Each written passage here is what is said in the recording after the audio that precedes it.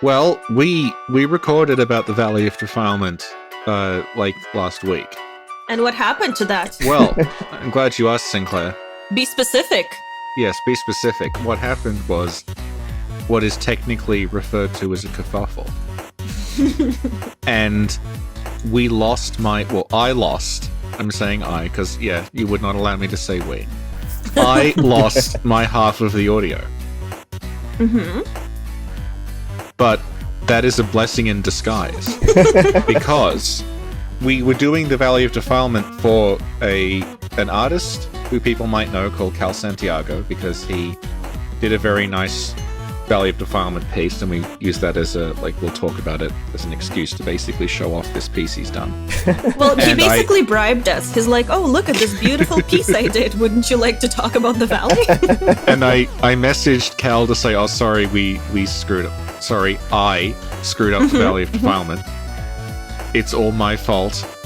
But then Sin came to the rescue with... Was it you? Yes, it was me. Are you sure? Yes, I'm sure. Okay. Sinclair, savior of the podcast, decided that we should do it again with Cal, if he was free, and he was. So that's who's with us today, and we're going to talk about the Valley of Defilement with Cal. Yay! Yay!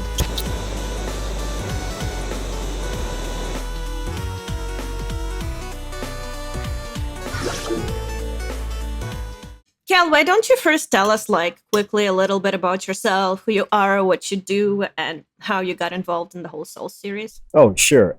So my name is Cal Santiago. I am a character artist and illustrator. I am currently a graduate student, and I'm working on my thesis right now, but I do hope to get a job in the games industry after I graduate. And I basically got started in the Soul series with Demon Souls, but I never finished it when it first came out, and then I didn't really get into Dark Souls when that came out as well, and it was only after Bloodborne came out that I got really invested, and after I finished Bloodborne, I went back to Demon Souls and basically started from there, though I still haven't finished Dark Souls 2. Good! Yeah. That's how true gamers do it. You see, That's Richie? true. Yeah. Yeah, and Yes. on the art side, I've been making fan art of the Soulsborne games since about 2014, 2015-ish. No, 2015, yeah. I don't really have much of a following, I guess. I guess I'm best known for my unhelmed / unmasked paintings of some of the characters. Especially the Ludwig one. That's my most plagiarized artwork. I see it all the time on YouTube videos. You also made some very good, hypothetical Bloodborne 2 art that I see around a lot without credit. And at some point, your art was so good that it got mistaken for official art. But Yeah. who was it, Richie? You were telling me this. Yeah, there was an official, from Facebook page that just reposted your stuff without any, and I only recognized it was you because I'd seen your DeviantArt page, and I was like, oh, that's Cal's stuff that's on this official From page without any credit. Yeah. I was kind of annoyed that they cropped off my signature, but yeah. Oh! Yeah. I didn't realize they did that. That is not good. Yeah. I mean, I didn't realize that they actually reposted it until you showed me that Twitter link, because I'm not active on Twitter that much, so I had no idea. I think I told you guys about that one time someone posted a fake DVD cover on Reddit with my artwork, and then I got a bunch of angry messages saying that I tricked them. Oh God. Yeah. God. Yeah.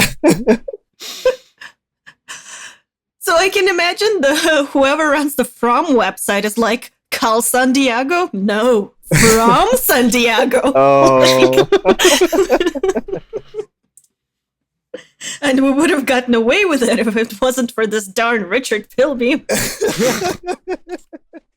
And I actually did use your Ludwig art for the Holy Moonlight Sword podcast we did. But I asked, and you said yes. Richie, are you okay? That was the cat sneezing. Oh my god, that's adorable. Yeah, she just gets in fights sometimes and she gets cuts on her nose and she spends all day scratching them till she sneezes. Oh, poor little thing. Does she get into fights because the other cats are like, no, Ludwig did not kill Maria? She gets in fights because she sits on the front porch all day and just hisses at everything that walks by. She sounds like someone I know.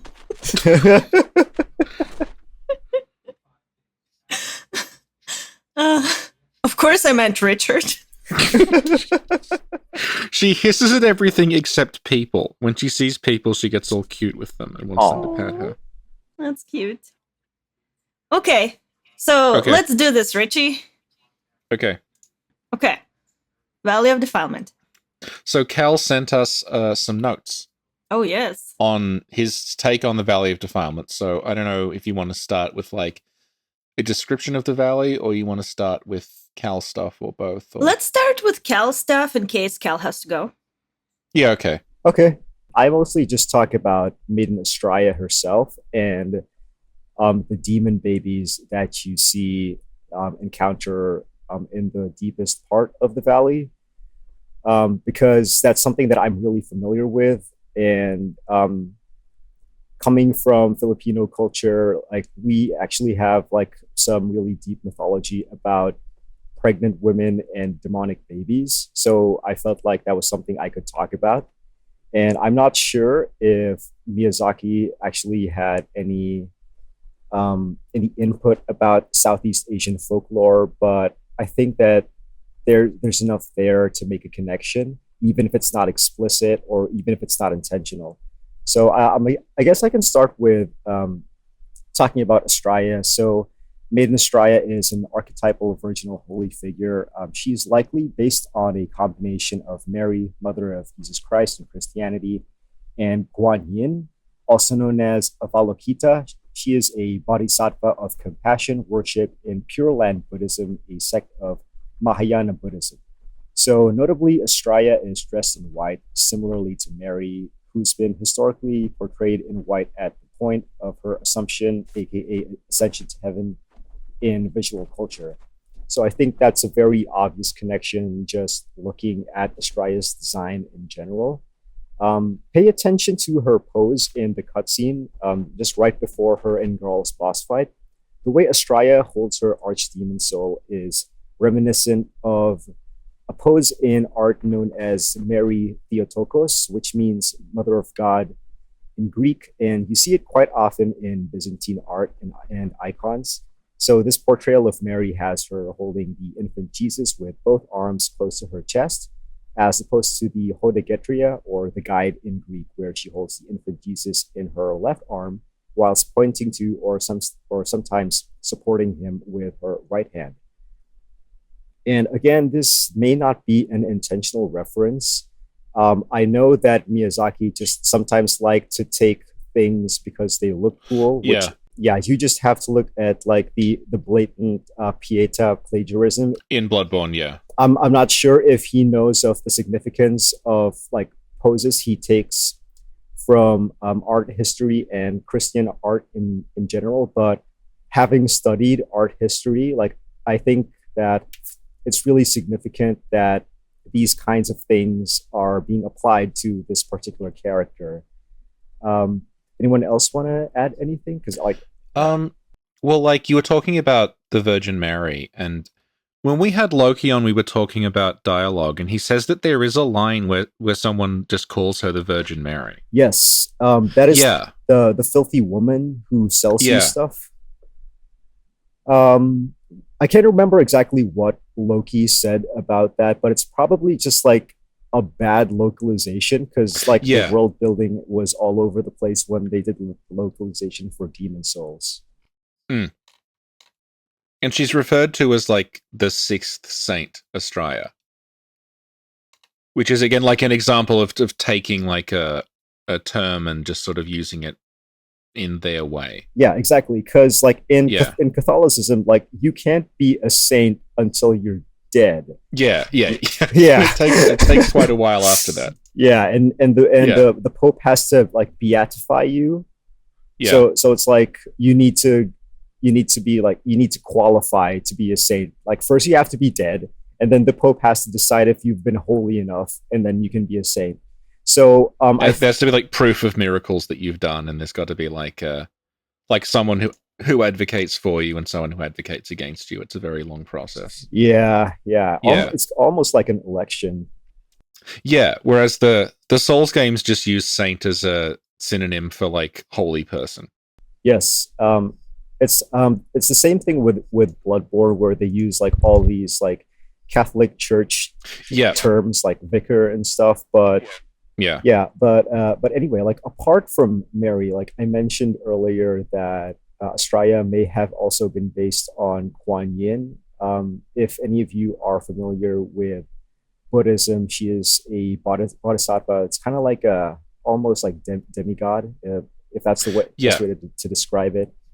So if you look at Kuan Yin as portrayed in art, she's also wearing like flowing white robes and often described as the Buddhist equivalent or analog to the Virgin Mary.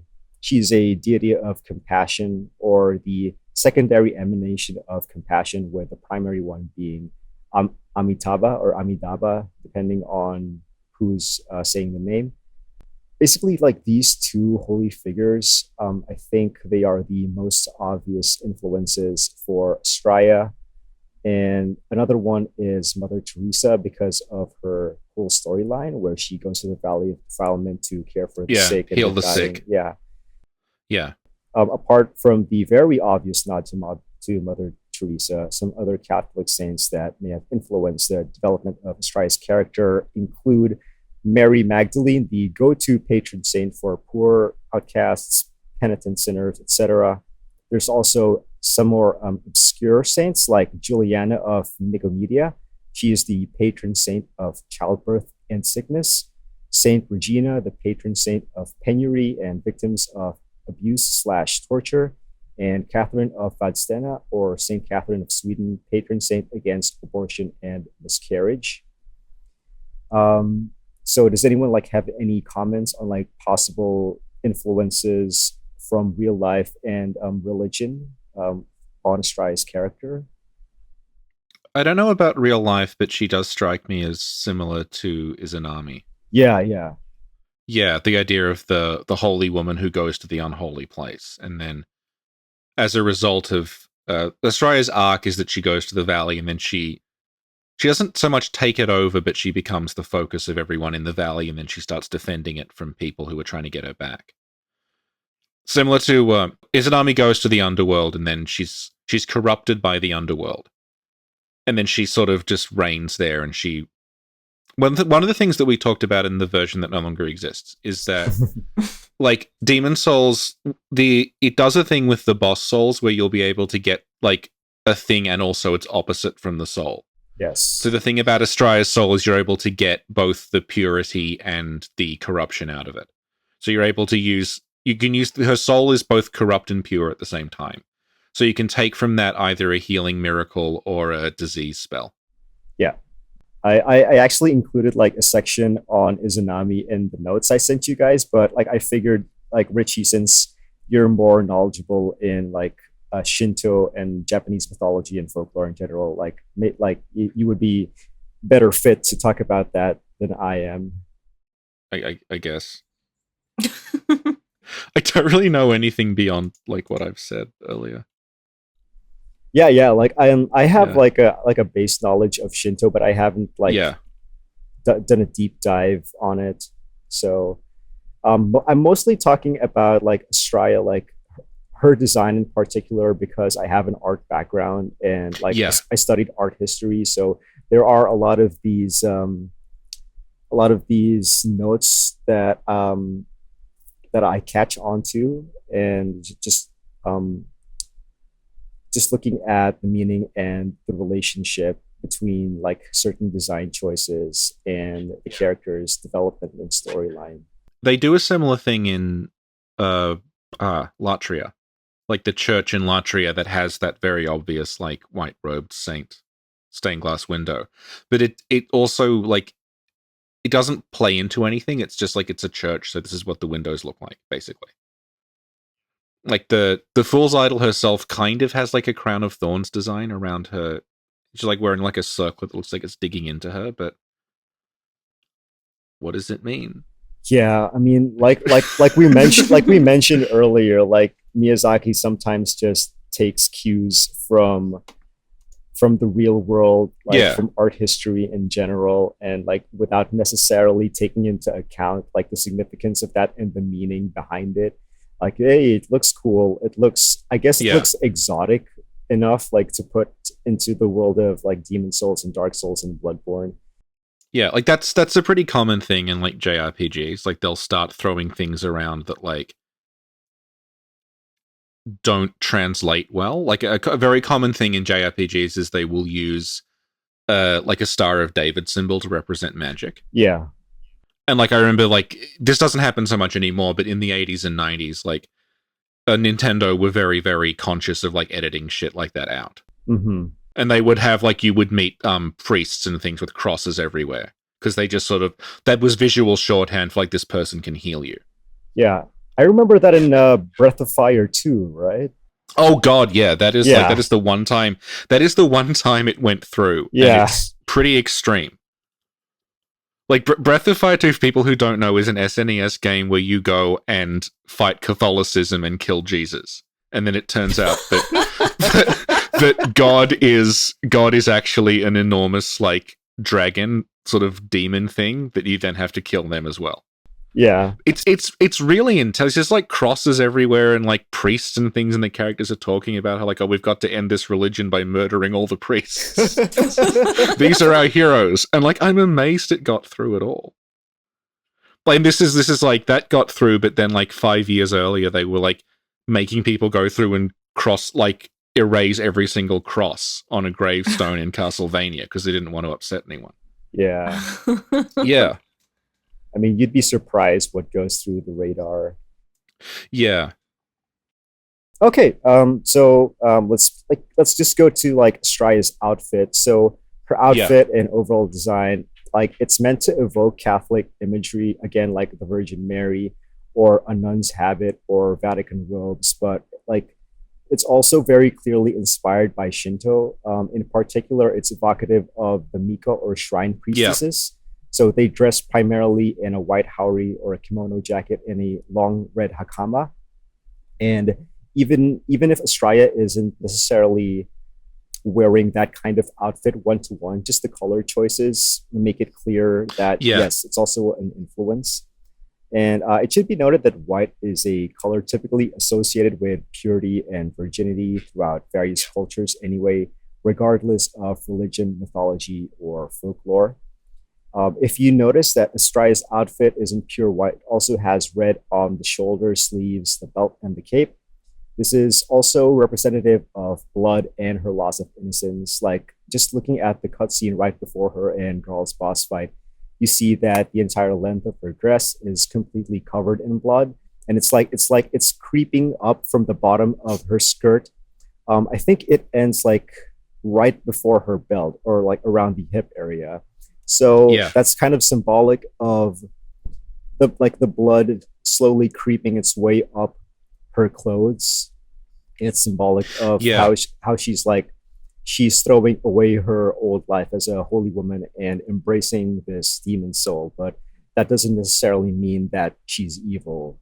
I've heard some people argue that Astrea is evil and she's using her whole healing the sick and caring for the abandoned thing as like a way to trick people into worshiping her. But honestly, I think that's kind of absurd, and I don't really see much of it in the game itself. Yeah, that's what the filthy woman says. Yeah, but she's clearly not. She's not like an omniscient narrator figure. Like that's just what she says. Yeah, exactly. One of the things we talked about in the version that got lost is that... That's what I was about to bring up, but go on, Richie. Okay.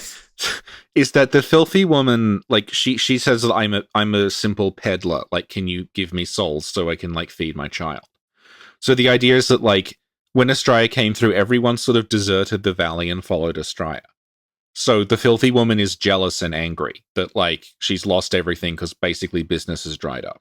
So she starts saying like, oh yeah, I bet she's just doing this to get souls from people, and she's like the bad one in this scenario. But that's her justification. It's not actually what's happening. Yeah, like you said, like she hasn't taken over the valley. She's not killing people and collecting their souls. Like she is like genuinely just there to care for the sick and the abandoned. And I mean, the entire point of her boss fight is to show that you basically just intruded onto these two people's lives and you're trying to kill them to justify like your own quest. So it is a moral choice, definitely. Like who's right, who's wrong. Like I know that you're supposed to do this, but do you really? Like, if that makes sense. Well, yeah, because it's like an impasse, because even though like she's not doing anything bad and she's not evil, the fact that she's using the soul arts at all is hastening the fog that's destroying Boletaria. So yeah, like eventually like someone is going to have to stop her or else the world will end. Yeah, but she's also not doing anything wrong. Yeah, exactly. Yeah, we talked a lot about this in the podcast that got lost. Yeah, we had a whole philosophical discussion about whether she's good or bad and what she's doing and how maybe the world should end. But I guess that will never see the light of day, will it, Richie? No, but we did manage to preserve your side of the conversation, which is you explaining an anime to me about the policy. The policy! Cal got it though! Oh, we have to point this out that Cal, not only is Cal part of the Souls community, an incredible artist, he's also a genius. Because when I explained the boxes on stream, he got it. He was like, oh yeah, of course. The boxes and the policy and the pacifiers and the rings. Didn't get it right away. Like I had to spend like a good 5 minutes trying to decipher what you were talking about, because you were like rambling on about rings and boxes and the policy. Yeah, remember boxes, rings, pacifiers, policy. And then if that doesn't help, babies, mafia babies. One baby is a cow. The other baby has a gun that transforms into a lizard. I mean, that was the point where I realized you were talking about Katekyo Hitman Reborn, but it took like a good amount of effort to understand what everything else meant. The best part was I started Googling Mafia Baby, and it was all this Boss Baby stuff. Where people had like photoshopped the Boss Baby to be part of the Mafia. Came into my house at 3 a.m. Real. Did you listen to the latest podcast we did? You mean the Sekiro breaking news one? Yeah. Aldrich came to my house at 5 a.m. Oh yeah. You don't even know the full story because Richie was editing this podcast. He did a great job, by the way, but he cut out. We talked about Aldrich for like a good 15 minutes. Mm-hmm. Yeah, and I think that's why it was cut out, because it was completely irrelevant. No, but I decided that because it was really early and still dark, that I would use my Tia Maria drink bottle to make a Molotov cocktail, and that's how I would protect myself from Aldrich. Mm-hmm. Mm. Yeah. I was very happy that I have this one lighter in my house that I could use to make it. You were also very quiet in that podcast for like the first 5 minutes, and then your volume slowly started going up. But it still didn't reach normal volume. I feel like by the end it was still like pretty quiet, because it was still like 6 a.m. by the end of it. That's true. Yeah, I had to put you through a bunch of like amplifiers and limiters to make you audible, because you're whispering for a lot of it. There's that part like, Richard, don't make me scream. Yeah, but like when Sin said that she was like unusually calm and quiet in that podcast, I assumed it was like because she was like on painkillers or something. No, it wasn't painkillers. It was just early, and I'm not allowed to scream because I would wake up my boyfriend as well as the neighbors. Yeah. Yeah, okay. So go on, Cal.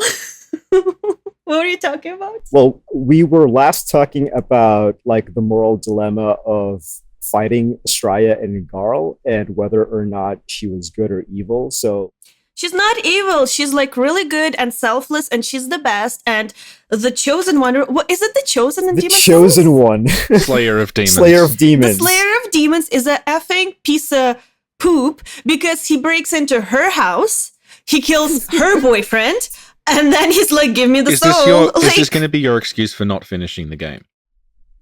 Exactly. I didn't. Oh shit! Sorry about that. Oh, did you hear that? Yeah, I heard a loud noise. Yeah, no, everything's okay. It's because my space is small. It's like there's a plate here because I was snacking, but like the plate is hanging off the edge a little bit because the table is small. Sin, like you should just put the plate on your head so it won't fall off because it's a Oh perfectly my god, flat are we surface. trying this? We're trying this. Okay, give me a sec. I have to take off my headphones to try it so I don't hear what you're saying.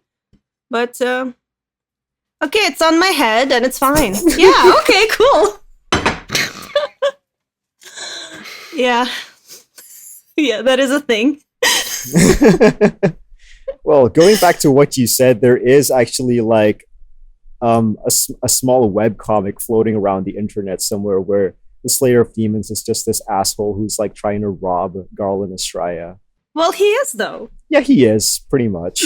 Yeah.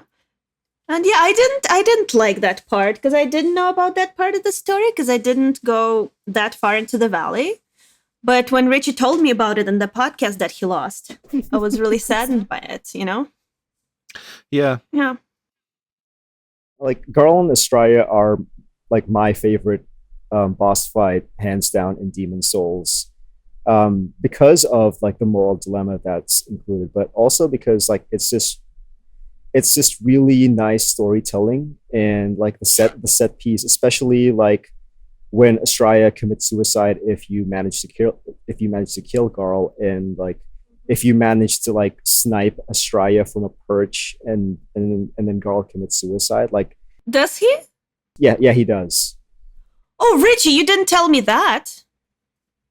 Well, it's a good thing we recorded it again then. Yeah, because Richie told me if you kill him, she commits suicide, but if you kill her, he's just really depressed and sad. And then you come see him and you're like, "Hey, little guy." And he's like, "Oh, I'm sad because my girlfriend's dead and you killed her." And then you don't even invite him to your shrine. I think you made quite a bit of that up. But anyway, yeah, Garl does commit suicide if you manage to find that perch where you can snipe Astrea and she won't be able to hit you with Wrath of the Gods. I think it's called God's Wrath in this game. Yeah. And if you exit the area and then go back in, you'll see Garl's corpse and you'll be able to get his armor from there. And then I think afterwards, that's when his Black Phantom attacks you. Oh. Yeah. Well, thank God you lost that, Richie. Because do you know how many comments I would have gotten with, like, actually? Oh, but too bad we lost the whole conversation about the policy. Well, no. The thing is, we didn't, because we have her side of it, which is 90% of it. Because I'm just mystified the entire time. Okay. There's pacifiers and a box and a policy. And mafia babies. We started with the box because my boyfriend has, because we were looking at don't stuff on my go shelf. through it again. Okay, and on my shelf, I have some Fallout merchandise. It's a shelf that's very high up. So I see like 3 boxes. One is orange, one is green, one is blue. And I don't know if there's any more under these, but anyway, I was telling you, oh, that's from my favorite anime, but I couldn't really remember anything. So I started with the boxes and things live in the boxes. And then I remembered the rings. And then I remembered the policy, which is 3 sets, which are boxes, rings, and pacifiers. But then I remembered that I was wrong. And it's actually a set of rings, another set of rings, and a set of pacifiers. And then you were like confused. And then I'm like, I'll explain it because the babies were the pacifiers and they're actually mafia babies because they come from a special bloodline. And then they weren't always babies. It's adult who went to a cave and then they got the pacifiers and they turned into the babies. And that's the policy. Yeah, and something about a policy. But the policy comes later at the end of the season. Good. Cal understood it perfectly. I just wanted to point out that the name of the main mafia clan in Katekyo Hitman Reborn is Vongola, which means clams in Italian. Yeah. So they're the clam mafia. Yeah, there's the Mare Mafia and the Vongola Mafia, right? Yeah. Yeah. And they're like, aren't they like against each other at first, but then they're chill with each other? I honestly can't remember. It's been like a decade since I last saw this anime. I saw it like a couple of years ago with my boyfriend. He's actually the one that showed it to me, and I fell in love with it. And I love the cow baby. He's the best.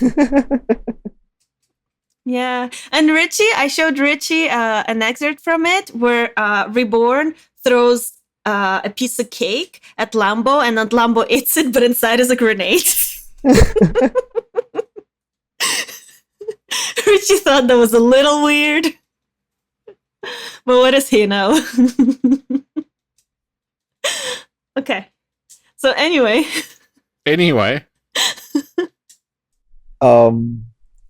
Let's just talk about Garl and Astrea for a second here. So Richie mentioned earlier that Astrea is also like very likely inspired by the story of Izanami and Izanagi. So Izanami's husband and also twin brother Izanagi. So when Izanami, this happens a lot in mythology. But anyway, when Izanami went to the underworld, she died after giving birth to Kagutsushi. And then she was sent to the Yomi, also known as the Ne no Kuni, or Land of Roots, or Soko no Kuni, or the Hollow Land. And her husband, Izanagi, followed her to the underworld in an attempt to bring her back. But when he saw her, like, she had already been consumed by rot and filth. And Izanagi basically turned his back on her and abandoned her. And this caused Izanami to like swear revenge against the gods. I believe Richie also brought this up in his Bastard's Curse video with Rosaria. Yeah. Yeah. So in Astrea's case, the Boletarian Church abandoned her and when she used a demon soul to gain powers that would enable her to cure the sick in the Valley of Defilement. But unlike Izanagi, Garl Vinland chooses to remain by Astrea's side in spite of her demonhood and in spite of her being deemed filthy and unholy by the outside world. Because unlike Izanagi, Garl is a good husbando who would never turn his back on his waifu. Yes. Yes. And also, like, in case it isn't obvious, even though it should be, Garl and Astrea are examples of the knight and lady literary trope that you see so often in medieval literature. One of the most famous examples of this is probably Lancelot and the Lady of the Lake. Although the Lady of the Lake is not his love interest, that's actually, oh crap! Like her name is on the tip of my tongue right now. King Arthur's wife. But anyway, yeah, Guinevere. Yeah, but I digress. It's confusing because there's a different Guinevere. Guinevere is King Arthur's wife? Yeah. Is King Arthur Flan?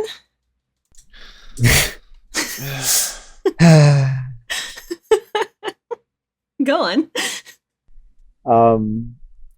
Yeah, like I just wanted to talk about that. The knight and lady literary tropes are very common and they're quite fitting in this case here in Demon Souls. Yeah, they're also common from games as well. Yeah, we talked about Egon and Irina as another example. Yeah, in the podcast that Rachel lost. Yeah, yeah. How many? You've been dragging this out for some time.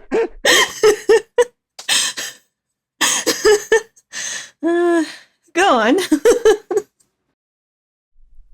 Let's move on to like the next section of my notes. So no, wait, sorry.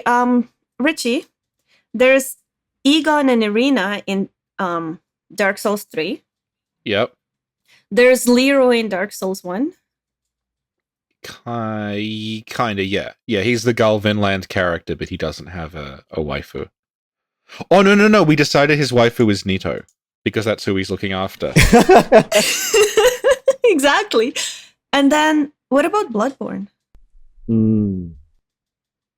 There's barely any NPCs in Bloodborne. I guess it's Alfred, and his waifu is the queen. Kind of. Well, she is corrupted. So it's a little bit of a little bit of Demon Souls, a little bit of Dark Souls. They kind of like put it all together and they get Alfred and the Queen. Theory real. Confirmed. The policy. The policy, yes. Is that going to be like our code word for this podcast, the policy? No, that's a code word for life. Okay. Are we going to have to start a new podcast just called The Policy? Yeah, there we go. That's the 5 a.m. podcast we're gonna do. But oh my god, Richie, you say code words are useless, but you see, Kel knows about the code words. Yeah, but what do they don't do anything. They make you feel fulfilled.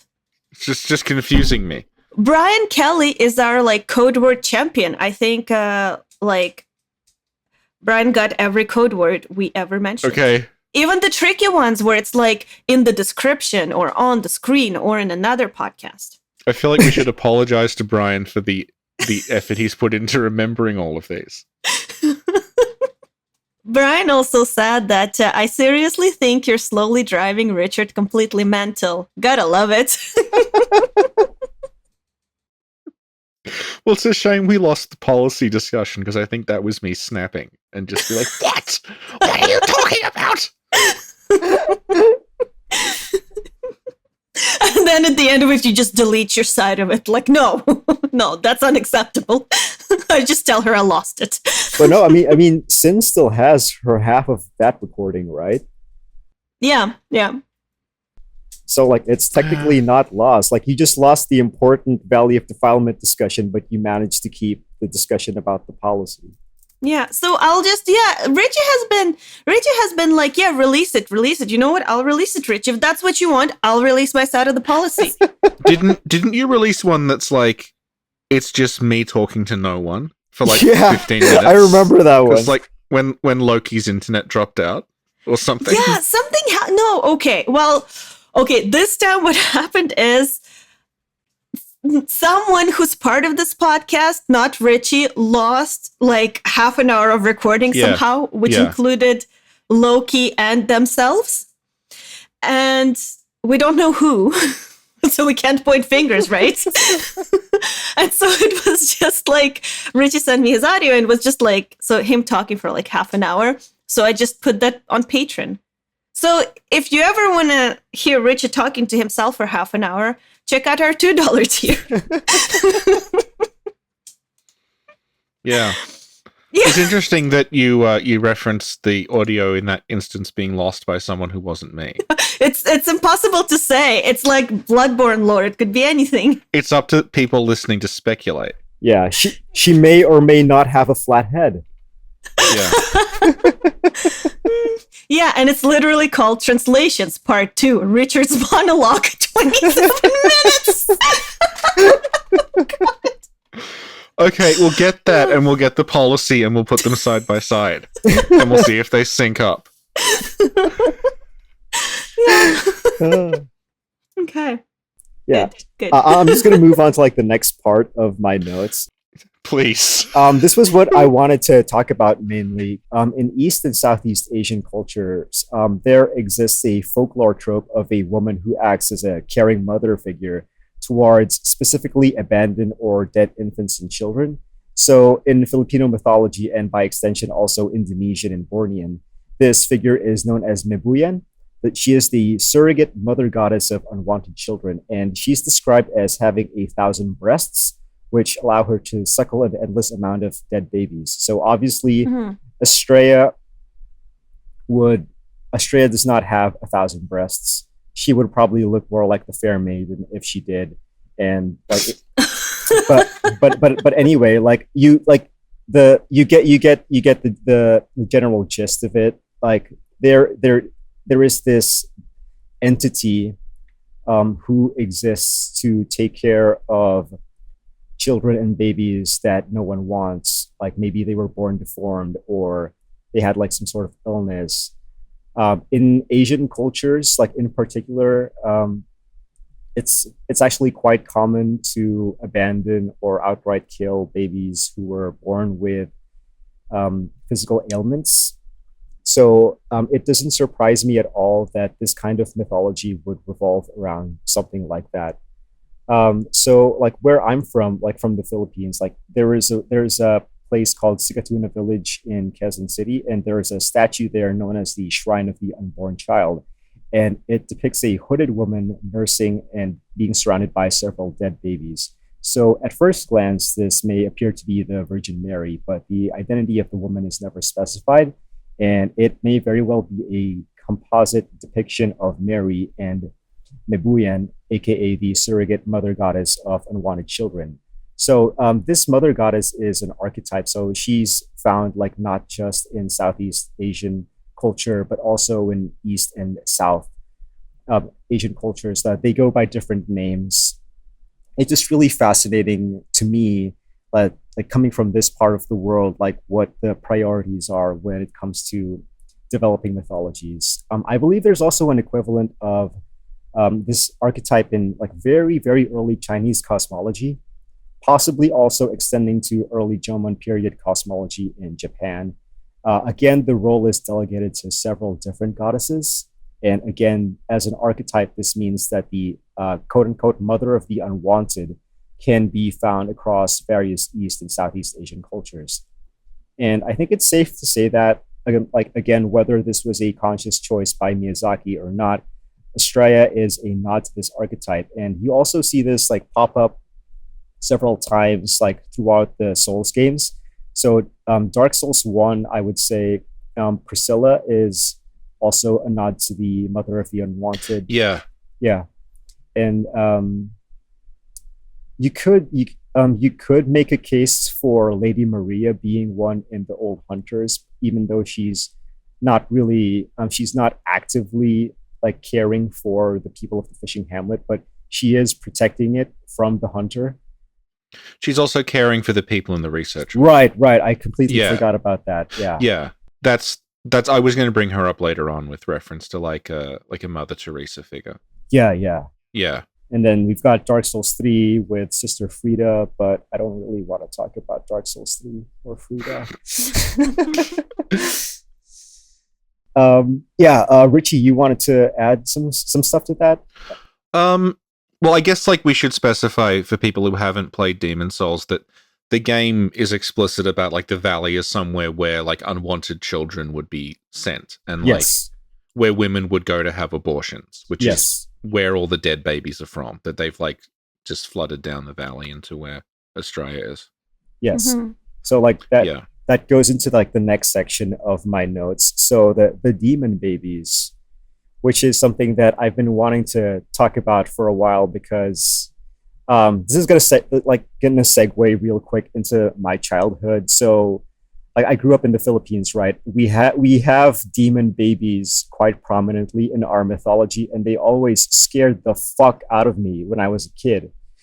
And it didn't help that like my mom is a doctor, so she's a gynecologist, so her job basically was to deliver babies.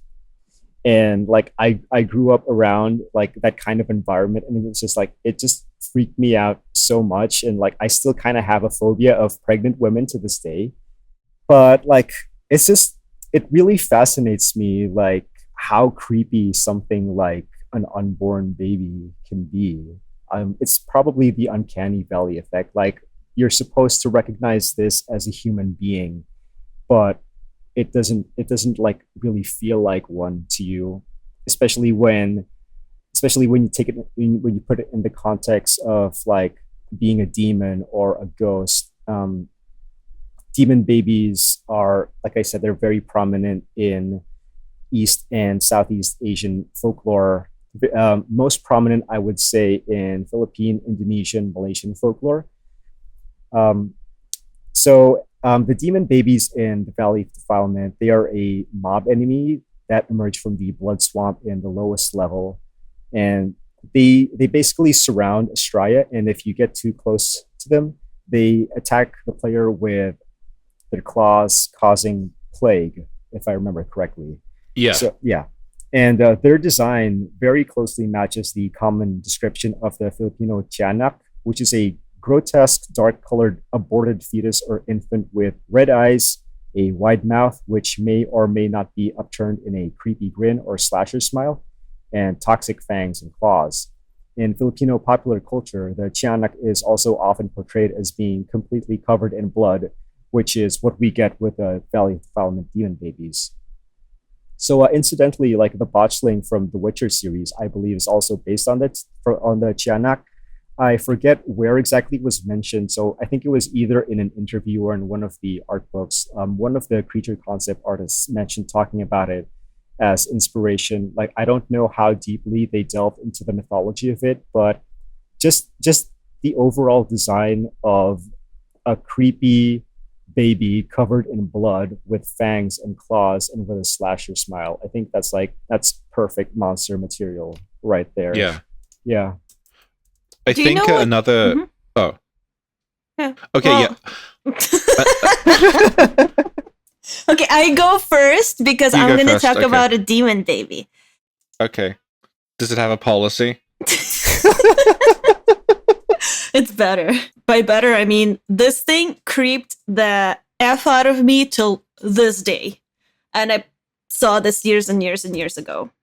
So I just want you, it's time stamped. So it should start where it's supposed to start. So I just want you guys to press play. And Cal, what you were saying about like the babies and stuff and like how you're creeped out. Well, this thing, like this is what I'm creeped out about for life. Okay. Okay. It's just buffering. Yeah. Oh, here we go.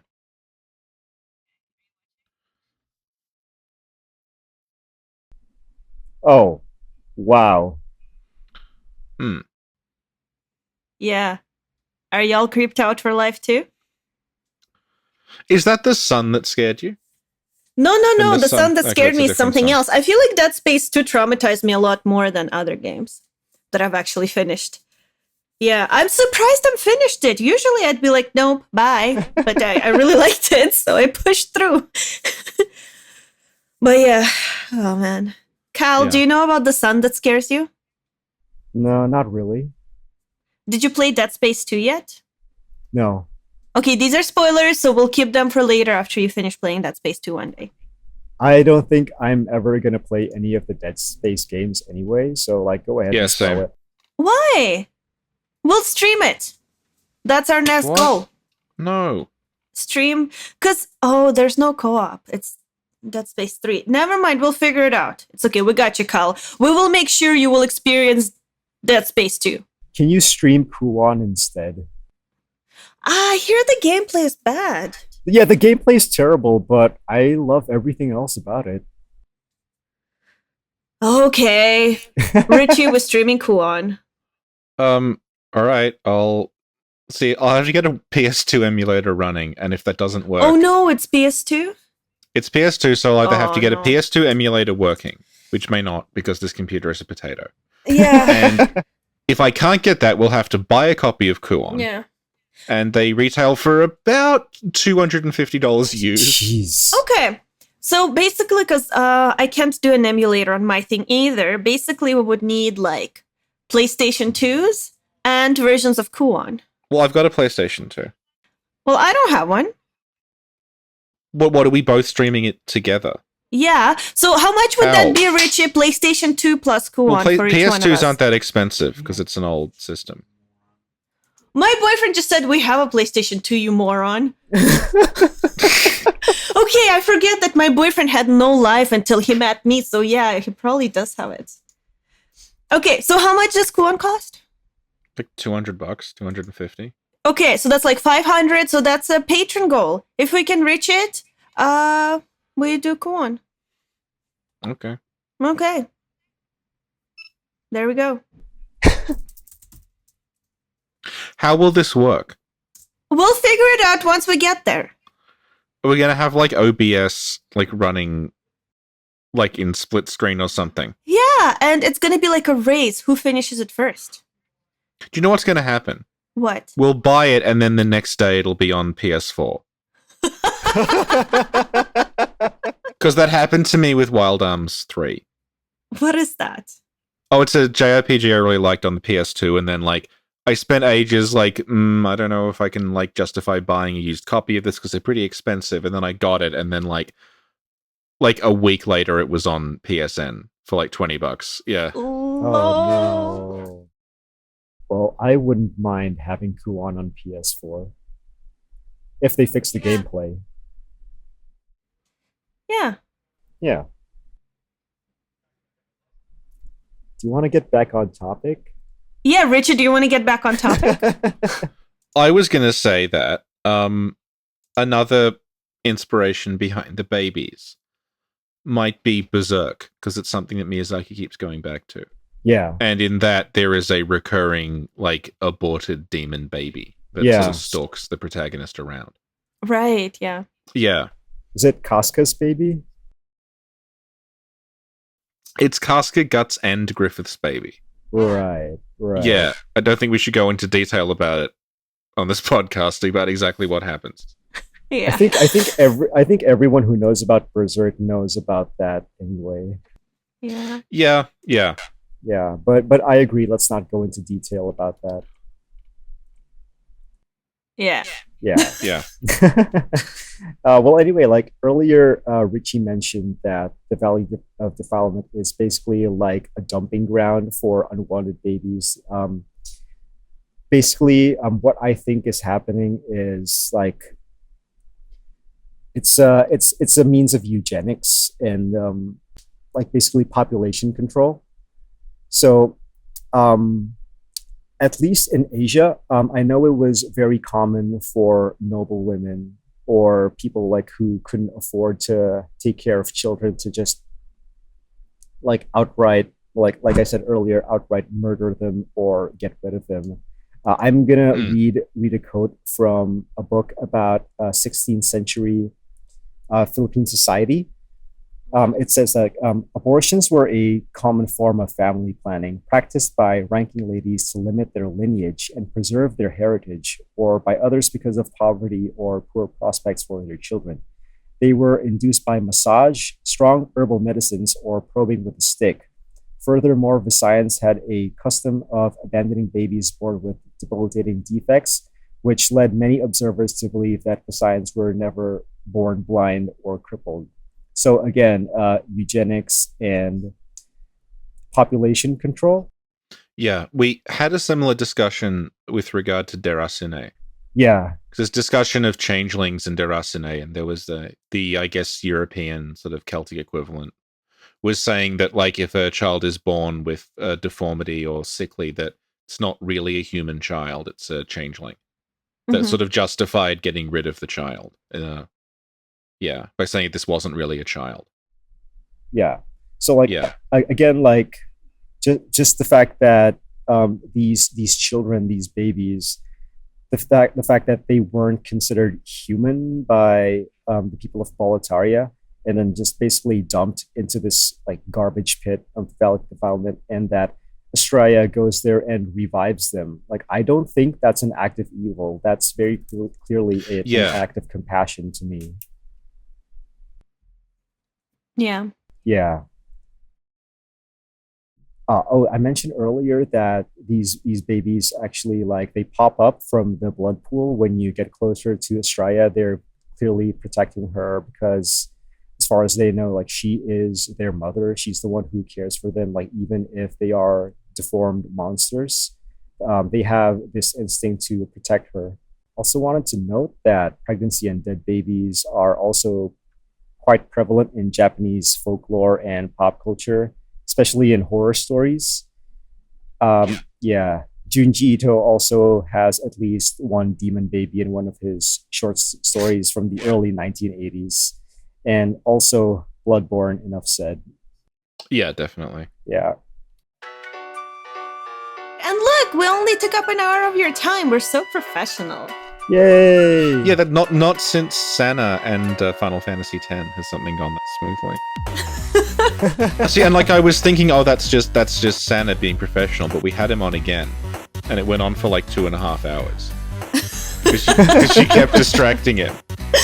I think it's like the longer people podcast with you, the harder they are to keep on topic.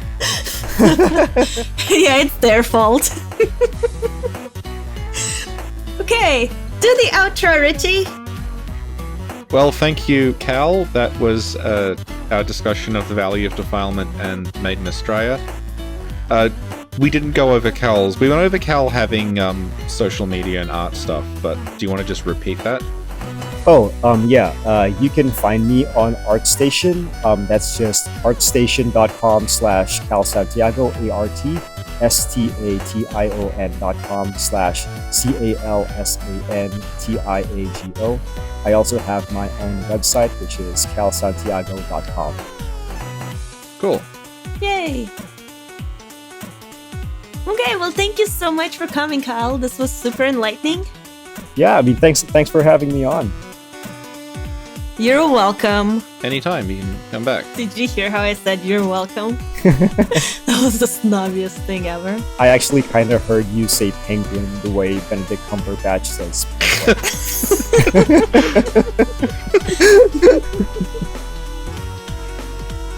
Yeah, thanks so much, Cal. This was awesome.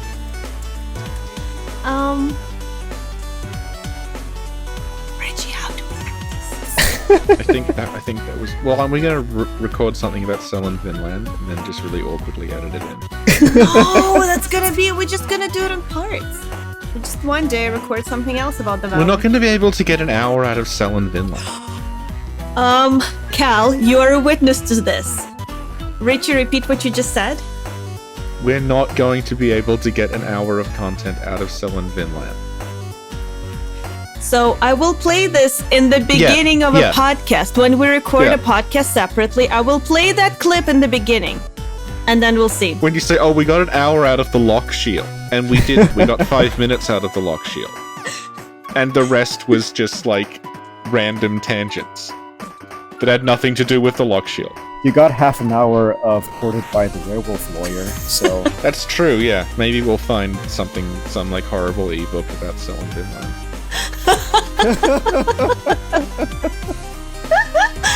Yeah.